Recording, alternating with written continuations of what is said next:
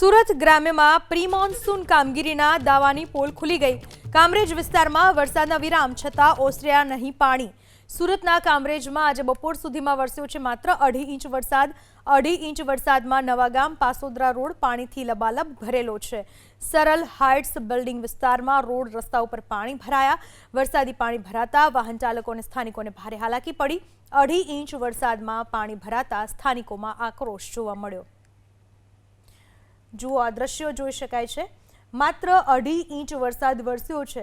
મહાનગર સુરતની વાતો કરવામાં આવે છે પ્રી મોન્સૂનની કામગીરી, અને આ છે પ્રી મોન્સૂનની કામગીરી। જ્યારે ટેક્સની વાતો આવે ત્યારે તો મહાનગરપાલિકા પ્રમાણેનો મોટો મહાટેક્સ વસૂલવામાં આવે છે સ્થાનિકો પાસેથી। આ એ લોકો છે કે જે પોતાની કમાણીમાંથી ટેક્સ ભરે છે રસ્તા માટે, અને સુવિધા કેવી મળે છે દ્રશ્યોમાં જુઓ। પ્રી મોન્સૂન કામગીરી કેવી છે દ્રશ્યોમાં જુઓ।